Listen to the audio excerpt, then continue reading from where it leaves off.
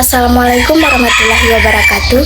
Perkenalkan, nama saya Nurtia Dama dengan NIM 93142300. Baik, saya di sini akan mempresentasikan dan menjelaskan materi untuk mata kuliah Brand Management yang terbagi 4 subbab. Baik, langsung saja materi pertama yaitu konsep dasar merek dan brand equity.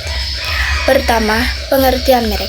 Merek atau brand merupakan nama istilah, tanda, simbol, desain, atau kombinasi dari seluruh elemen tersebut yang digunakan untuk mengidentifikasi suatu produk atau jasa, serta membedakannya dari produk atau jasa pesaing. Sebagai identitas dirasakan konsumen, merek berfungsi sebagai alat komunikasi antara perusahaan dan konsumen. Fungsi dan peran strategi merek. Merek memiliki beberapa fungsi utama, antara lain sebagai pembedaan produk, penjaminan kualitas, sarana pembentukan citra, serta alat menciptakan loyalitas konsumen. Berikutnya yaitu materi kedua, brand positioning dan brand personality. Konsep dasar brand positioning. Brand positioning merupakan strategi inti dalam manajemen merek yang bertujuan untuk menempatkan suatu merek secara jelas, unik, dan bernilai di benak konsumen sasaran. Menurut Kotler dan Keren, positioning yang efektif harus memenuhi 3 kriteria utama, yaitu relevan bagi konsumen, berbeda dari pesaing, dan dapat dipercaya. Kemudian itu proses penentuan brand positioning.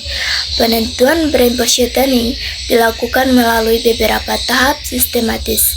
Tahap pertama adalah identifikasi target pasar, yaitu kelompok konsumen yang memiliki kebutuhan dan karakteristik tertentu. Tahap kedua adalah analisis pesaing untuk memahami posisi merek lain yang sudah di pasar. Berikutnya itu tahap ketiga adalah penentuan keunggulan kompetitif utama, point of difference dan kesetaraan, yaitu mempunyai berbagai merek juga. Kemudian tahap yang terakhir atau tahap yang keempat adalah perumusan pernyataan positioning yang menjadi dasar seluruh aktivitas komunitas. Berikutnya itu studi kasus brand positioning dan brand personality pada Gojek. Gojek merupakan contoh merek yang berhasil menginteraksikan positioning dan brand personality secara konsisten. Gojek memosisikan diri sebagai supir apa yang memberikan kemudahan dan solusi atas berbagai kebutuhan. Positioning ini diperkuat dengan konsistensi. Ini membuat Gojek tidak hanya dipersepsikan sebagai penyedia layanan, tetapi juga sebagai bagian dari gaya hidup digital masyarakat. Berikutnya yaitu materi bab ketiga, brand exposure dan analisis strategi merek. Tujuan pembelajaran pada bab ini mampu menjelaskan struktur merek dan melakukan analisis strategi merek. Yang pertama yaitu membahas tentang brand arsitektur. Brand arsitektur merupakan kerangka strategis yang digunakan perusahaan untuk mengelola portofolio merek serta mengatur hubungan antara merek induk, submerek, dan inti produk. Konsep ini menjelaskan bagaimana suatu perusahaan menstrukturkan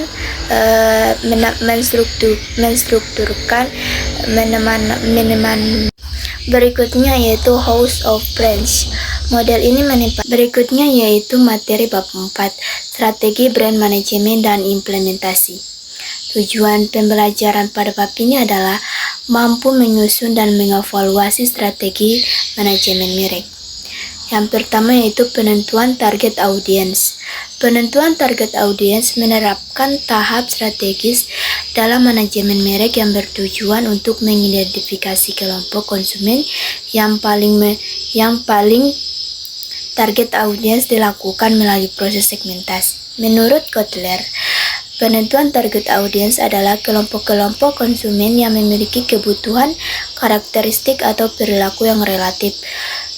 Berikutnya yaitu segmentasi demografis. Segmentasi demografis adalah mengelompokkan konsumen berdasarkan karakteristik yang mudah diukur seperti usia, jenis kelamin, pendapatan, pendidikan, pekerjaan, dan kemudian yaitu segmentasi perilaku. Segmentasi perilaku didasarkan pada pola tindakan konsumen, loyalitas merek, manfaat, dan dicari serta situasi pengguna.